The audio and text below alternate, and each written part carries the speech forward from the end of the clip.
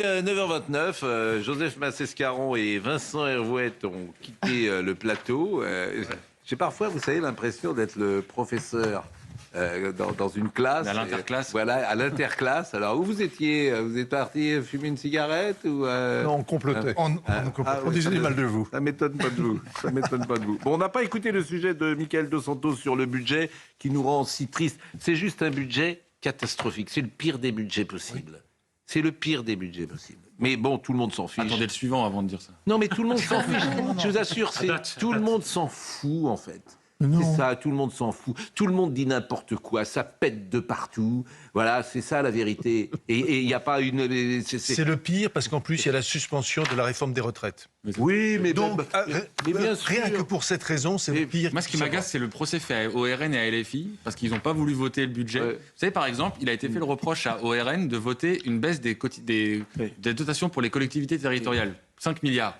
Bah, simplement, ils étaient plus nombreux à l'Assemblée. En fait, il y avait 10 représentants du bloc central, donc c'est normal que ça passe à cet amendement. Mais quelle donc, crédibilité, sabotage, je trouve quelle ça un peu crédibilité à Emmanuel Macron qui enlève son... Qu'est-ce qui restera d'Emmanuel Macron? Sa réforme, l'euthanasie. Sa résistance à Donald. Et Notre-Dame. Et Notre-Dame. Il aura reconstruit Notre-Dame. Formidable. Oui, tu parles. Non, mais c'est invraisemblable de renoncer à tout. En fait, Emmanuel Macron, il n'est pas le seul d'ailleurs. Régner pour régner. Il n'y a que ça qui les intéresse. C'est-à-dire, c'est pas la conviction, c'est pas la France, c'est pas les idées. Régner pour régner. Non. C'est horrible, en fait. Je veux dire, c'est le seul président... comment dire, De Gaulle. Voilà, De Gaulle, il n'est pas d'accord, il s'en va. Quand tu n'es pas d'accord, tu t'en vas.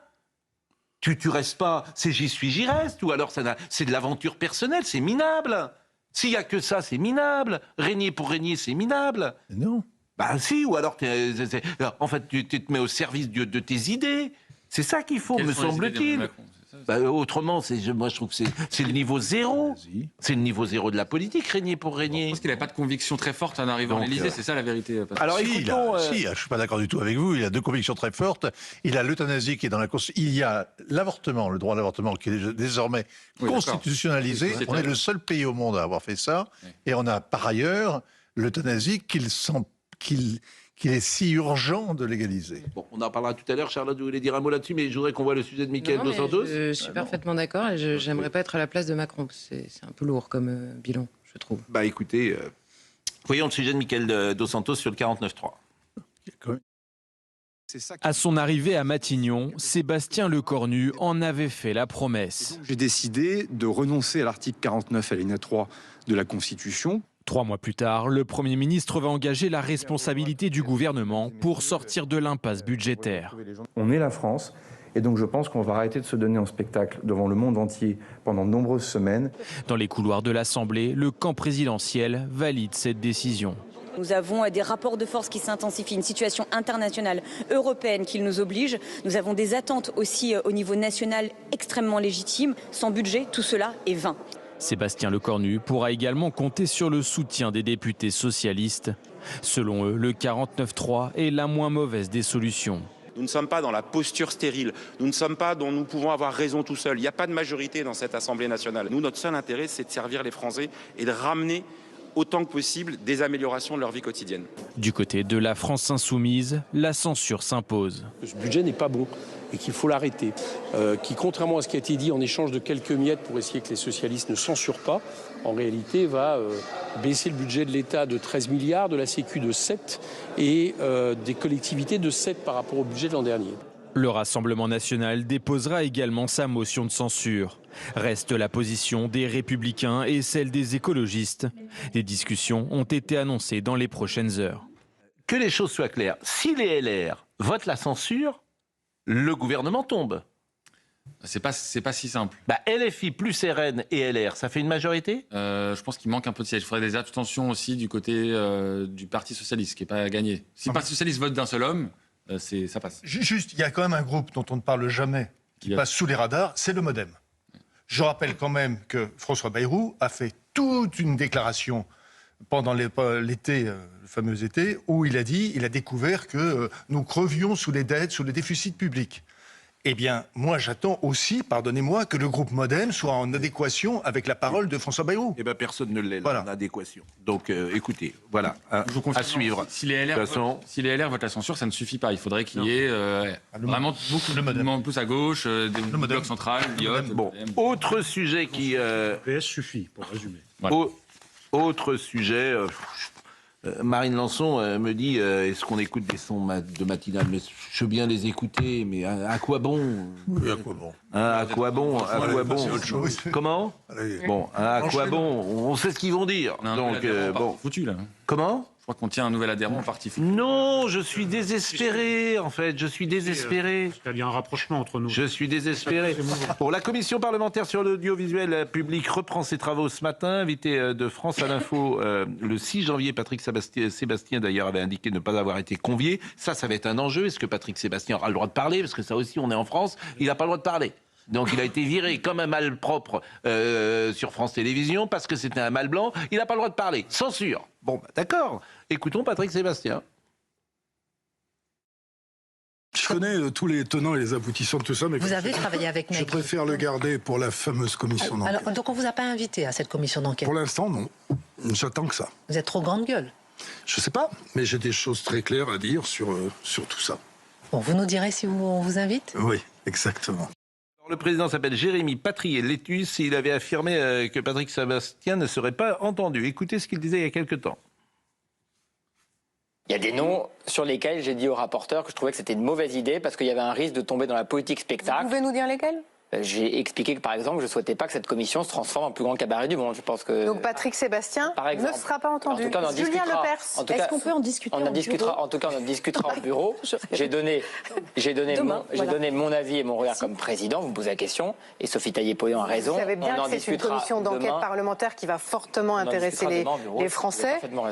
Jérémy Patrier-Létus, en revanche, on va lui rendre hommage avec la séquence qui arrive à l'instant. Parce que là, il a eu le bon réflexe. Le 7 janvier dernier, l'humoriste, je ne sais pas qui le fait rire, mais manifestement, il est taxé d'humoriste, Merwan Ben Lazar. Il a appelé ni plus ni moins à la censure politique dans une chronique sur France Inter. Parce qu'en fait, ces chroniqueurs, ces humoristes ne sont pas chroniqueurs. C'est ceux de Quotidien, c'est Canteloup, ce sont des agents politiques. Qui ne sont pas très drôles d'ailleurs, mais qui ont ciblé les mêmes têtes de Turcs. Bon, mais qui, paraît-il, ne façonnent pas l'opinion publique, selon monsieur Belmer, notre nouvel ami. Donc Jérémy Patrier-Létus, il a répondu. Mais il faut que vous voyiez d'abord ce qu'a dit monsieur Merwan Ben Lazar sur France Inter, payé par vos impôts. Voilà ce que dit ce monsieur. Mettre un facho au micro, c'est légitimer ses idées. Et souvent, quand on donne la parole aux racistes, c'est sous couvert de... on reçoit tout le monde ici dans Legend, mais ça c'est un truc qui me rend fou. À quel moment c'est devenu un bon argument? À quel moment c'est devenu une bonne chose de recevoir tout le monde? T'es un média, t'as une responsabilité et j'attends de toi que quand même tu fasses le tri avant de me présenter des gens. Dans les médias belges francophones, il y a ce qu'on appelle le cordon sanitaire. Pas de parole donnée à l'extrême droite. J'ai l'impression que tu l'apprends en même temps que moi, mais on devrait s'en inspirer, c'est ça que je veux dire. Le problème, c'est que qui est d'extrême droite, qui ne l'est pas, tout le monde est d'extrême droite, sans doute, pour monsieur Ben Lazar. C'est une chronique humoristique, ça. Ni dans le ton, ni sur le fond. Non, il est en meeting. Oui. Il est en meeting avec l'argent des Français. Ben, oui. Non, il y a un truc qui ne va pas, oui. Oui, puis le modèle belge, bon. Hein. Joseph Massescaron. Le modèle belge, dans ces termes, on voit... Ils nous écoutent beaucoup, les Belges, je les salue. Oui, oui. Ils nous écoutent. Ils aimeraient vraiment qu'il y ait un CNews belge, croyez-moi, les Belges. Les pauvres, ils ont à supporter, justement, mais alors un politiquement correct qui est une telle chape de plomb pour eux. Vraiment. Oui, et puis on voit le résultat à Bruxelles. Ce qui est frappant dans... Le discours de Donald Trump au Congrès, le discours sur l'état de l'Union du président américain, n'est pas diffusé en direct, mais avec un léger différé sur les chaînes belges. Alors, il faut préciser comme quand même, avant de vous donner la parole, quand même, monsieur Patrier-Létus, il a réagi. Oui. Parce qu'on est en pleine commission sur audiovisuel public, donc il a réagi quand même. Et là, attendez. Allez-y. Bon. Monsieur Merwan Ben Lazar, dit-il, votre appel à la censure politique et au cordon sanitaire médiatique sous couvert d'humour dans l'émission Zoom Zoom Zen sur France Inter est grave et inacceptable. Bravo à lui. Enfin, il y a quand même des réactions. La loi oblige l'ensemble des médias audiovisuels, a fortiori publics, de respecter le pluralisme politique qui est un pilier de notre démocratie. Ces propos ont été relayés sur les réseaux sociaux de France Inter. En fait, c'est ça le cœur du sujet. C'est que la chronique date du 7 janvier et hier, ils ont été republiés sur le compte Instagram de France Inter, comme s'ils adoubaient et validaient les propos qui y sont tenus. C'est ça le cœur du sujet. Mais ils sont pas malins en plus, France Inter. Franchement, s'ils l'ont republié eux-mêmes, ils sont pas malins. Et près de 2 semaines après, surtout. Je proposerai au rapporteur et au bureau de la commission d'enquête de convoquer Mathieu Noël, le producteur de l'émission, le rédacteur en chef, ainsi que le directeur du numérique et la personne chargée des réseaux sociaux de France Inter. Ben, il a raison. Bravo, monsieur Jérémy Patrier-Létus. Voilà, vous avez fait votre job. En revanche, sur Patrick Sébastien, il n'y a pas l'ombre d'un argument pour ne pas le convoquer. Au nom de quoi? La politique spectacle, ça veut rien dire. Oui, mais parce qu'en fait, ils ont peur de... Ils ont la trouille. Le système, je vous le dis tous les matins, le cœur du système, c'est le service public de l'audiovisuel. C'est ce qui permet de tout faire passer. C'est-à-dire que et tu fais passer, tout le sentiment que tu as sur la société française, tu fais passer le politiquement correct, tous les sujets, tu les vois d'une certaine manière, ça va du réchauffement climatique jusqu'au sujet de l'immigration. Voilà, tu donnes une version politiquement correcte sur tous les sujets. Voilà, qui est reprise d'ailleurs par le privé aussi, puisque Quotidien est sur cette ligne-là. Tous les médias quasiment en France sont sur cette ligne-là. Charlotte Dornelas. Oui, non, mais ça dépasse de loin le service public, hein, ce discours-là. On le voit, vous savez, on le voit à des petites choses tout le temps. Vous allez à n'importe quoi, une galette des rois de la mairie, un spectacle dans l'école publique de votre neveu, fils, filleul. Il y a toujours, à chaque fois, il y a une petite blague qui passe et c'est d'un conformisme ahurissant. Et donc, en effet, mais c'est toujours, en effet, ce rouleau compresseur idéologique, quand même. C'est une vision de la société qui est acceptée par tous. Et vous le voyez, pareil. Alors là, c'est assez drôle parce que quand vous rencontrez des gens qui pointent plutôt philosophiquement, hein, je vous parle pas de l'échiquier, mais à gauche, ils vous disent oui, non, je sais pas, tout le monde parle, c'est exactement pareil. Ben oui, ils savent pas.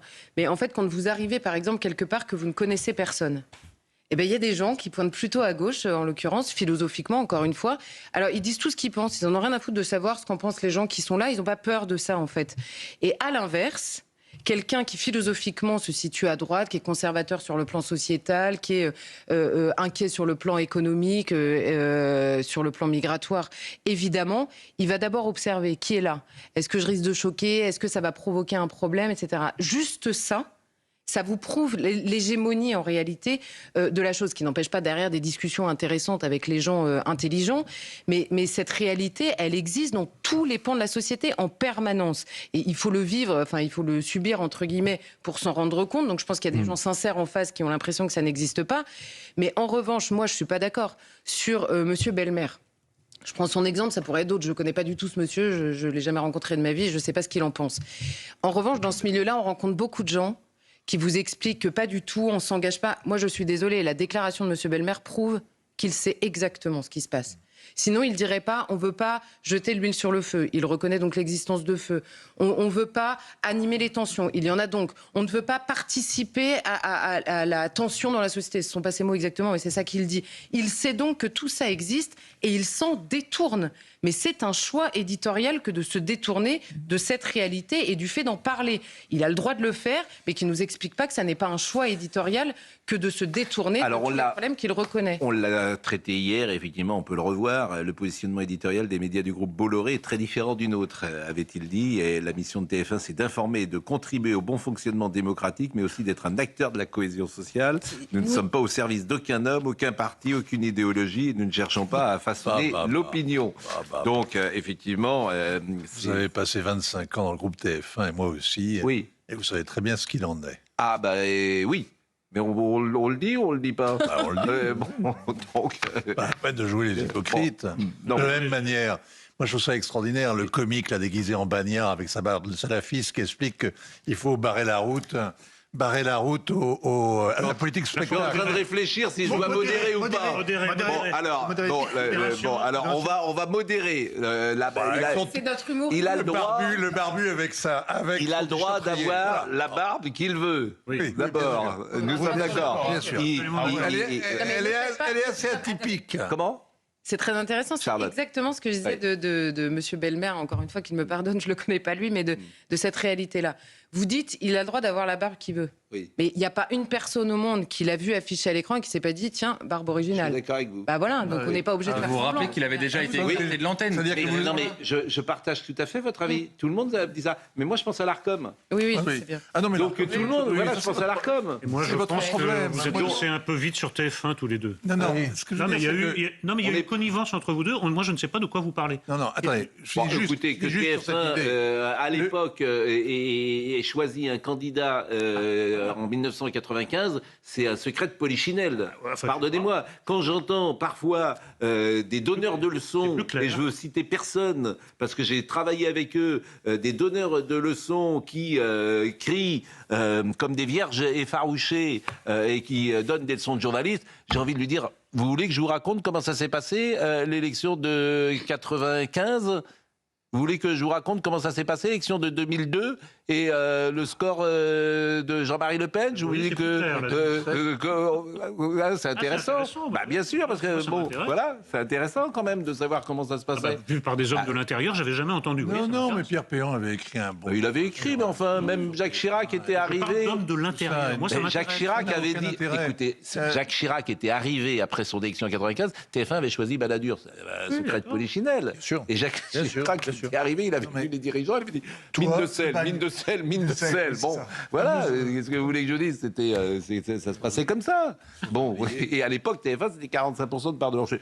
Moi, j'étais un petit journaliste au service des sports, j'étais loin de tout ça, mais quand même, tu accompagnais le mouvement, si j'ose dire. La France. Bon, quant à la politique spectacle et aux humoristes qui ne devraient pas en faire, il faudrait rappeler à ce monsieur qu'il y a un héros à ses yeux qui s'appelle Zelensky, qui était le plus grand comique de l'Union soviétique, qui est un homme qui s'appelle Beppe Grillo, qui a dynamité la politique italienne, et qui est un homme qui s'appelle Donald Trump, qui lui-même était un grand animateur des soirées riantes sur les chaînes américaines. Bon, en tout cas, j'ai modéré ce que vous avez dit, parce qu'autrement, nous aurions pu avoir une nouvelle... pas sanction d'ailleurs, parce qu'on n'a eu aucune sanction. J'aime bien vous voir modérer. L'Arcom. C'est important de dire, CNews n'a eu aucune sanction en 2025. Parce que à ceux qui... Et je vous assure, c'est du cyberharcèlement en permanence que nous subissons, puisque tout le monde nous écoute. Et je salue tous ceux qui nous écoutent, bien évidemment. Je les salue. Ils sont là en train d'écouter. Qu'est-ce qu'on peut dire? Qu'est-ce qu'on peut dire ce matin? Hop, allez, hop, on y va. Bon, les agriculteurs, des milliers d'agriculteurs sont attendus ce mardi à Strasbourg pour exprimer leur rejet de l'accord commercial avec le Mercosur et mettre la pression sur les députés européens à la veille d'un vote sur une saisine de justice. Monsieur Rousseau a dit « Nous continuons le combat car les mesures juridiques défendues par le gouvernement français ne sont pas satisfaisantes. Le manque de stratégie et de vision agricole en Europe et en France fait que l'on se fait laminer. La France a surtransposé la réglementation européenne et a mis beaucoup de choses en œuvre pour qu'on se fasse battre. » Quand je dis qu'il faudra faire l'exact contraire de ce qu'a fait Emmanuel Macron pour le prochain président de la République, c'est ça. Déjà, arrêter de surtransposer la réglementation européenne. Nous restons très préoccupés, nous serons extrêmement vigilants à ce que les coûts de production soient respectés. On en avait parlé ici, du vote du Parlement européen. Charlotte. Non, mais justement, la question du Mercosur pose la question aussi de notre place dans l'Union européenne, de la place de la Commission, des prérogatives qui lui sont attribuées et de la nécessité ou non de les revoir. Or, je rappelle quand même que tout ce bazar politique vient initialement d'une victoire du Rassemblement national aux élections européennes. Pour quelles conséquences, pour quel débat en interne ? Absolument aucun. Emmanuel Macron a convoqué une dissolution nationale pour répondre à ce résultat électoral aux élections européennes, mais notre situation par rapport à l'Union européenne et même le débat par rapport à l'Union européenne n'a jamais eu lieu. Jamais. J'attends de voir, j'aimerais qu'on ait des parlementaires français à Strasbourg, par parlementaires français, le vote. Et là, on aurait des surprises.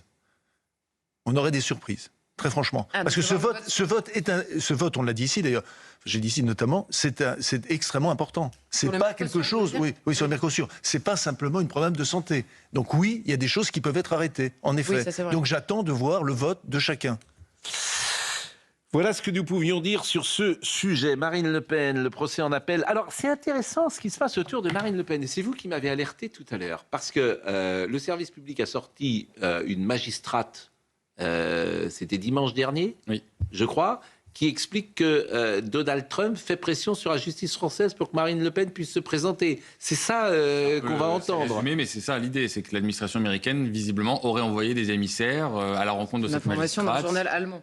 démenti par c'est ça. Et, en fait, et donc la magistrate était présente sur un plateau de télévision. m'échappe, mais c'était sur le service public ce week-end. Et c'est vrai, donc elle rapporte cette scène qui s'est visiblement déroulée dans son bureau. L'information, en effet, avait été publiée dans des médias étrangers, démentie ensuite par l'administration Trump, par Marine Le Pen aussi. Et là, c'est repris tel quel. J'ai pas la vérité sur ce qui s'est passé dans ce bureau de cette magistrate, mais ce que ça montre quand même, c'est qu'il y a un argument qui est en train de monter, je ne sais pas s'il est fabriqué ou s'il est réel, pour dire qu'il y a une sorte de collusion, qu'il y aurait une collusion entre l'administration Trump et Marine Le Pen, parce que c'est ça dont il est question. La magistrate, elle dit avoir reçu un appel directement de la Maison-Blanche. Elle dit qu'il y a des représentants qui sont venus, en effet. Bon. Il faut décoder toute la séquence politique que nous avons vue à l'aune d'une chose, tout le système se liera pour que le RN ne soit pas au pouvoir. Voilà, tout le système. Ça va de TF1 jusqu'à... c'est comme ça. Oui, enfin, il faut quand même savoir si cet épisode est vrai ou pas. Ah ben bien sûr, mais vous avez raison. Si c'est vrai, c'est gravissime quand même. Mais c'est pour ça. Monsieur Trump délègue des émissaires. Mais vous avez parfaitement raison. Mais c'est ça, le système, c'est ça. Ouais. Et toutes les humoristes, il faut les décoder à l'aune de ça. Les émissions quotidiennes, il faut les décoder à l'aune de ça. Le traitement qui est fait, par exemple, la Cannes hier sur TF1, je le répète, je ne veux pas m'acharner sur TF1, mais je voudrais savoir pourquoi TF1 n'a pas parlé des débordements qui ont lieu après la Cannes. Enfin, c'est quand même extravagant. Mais M. Belmer nous donne la réponse. Il travaille à la cohésion sociale. Là, en l'occurrence, ça risque de poser un problème parce que compétition étrangère, parce que revendications étrangères sportives sur le sol français, pas touche. On se détourne. C'est la définition qu'il donne de la cohésion sociale. C'est pour ça que je dis, je pense franchement, sans le connaître, qu'il n'y croit pas une seconde. Oui, mais bien sûr, mais vous avez parfaitement raison qu'il n'y croit pas une seconde. Ah ben contrairement à d'autres qui sont réellement militants. Ah oui, lui, il fait son business. Je pense. Ah oui, vous avez parfaitement raison.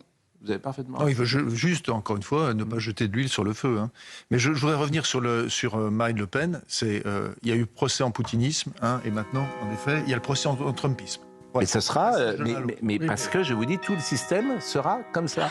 Alors, le carillon, vous l'entendez d'Europe 1, c'est le carillon avec Thomas Hill. Et Thomas va nous donner... Comment allez-vous? C'était bien avec Francis Huster hier. Hein. Formidable. Ah oui. Passez le voir. Bien sûr, et puis c'est vraiment que... Et il est là quand même, il a commencé en 70, quoi. C'est ça qui est formidable, Francis Huster. Il est capable de tout jouer, il est capable de tout faire, je trouve. Il a une liberté, vous avez raison. Exactement. Il y a peu de gens qui sont libres, et lui, il a une liberté. Vous avez parfaitement raison. C'est quoi le programme? Eh bien alors nous, ce matin, on parlera un peu de déprime, pour nous changer. Alors, on va parler de la nuit de la déprime, c'est organisé par Raphaël Mesrahi. Il est avec vous, Raphaël? Sur France 4 ce soir, il est dans le coin, il n'est pas loin. Bah ouais, ça serait bien qu'il soit là. Et c'est quand sur la nuit de la déprime? C'est diffusé ce soir sur France 4, donc c'est plein de chanteurs qui viennent avec des chansons toutes plus déprimantes les unes que les autres. Bon. Et c'est parrainé par Emmanuel Macron? Bien sûr. Dans le contexte d'aujourd'hui, c'est... Voilà, bon, bah écoutez, il est pas dans le studio là. Bon. Ah non, je le vois pas arriver. Bon, qui viennent nous voir, Bien sûr, je vais lui dire.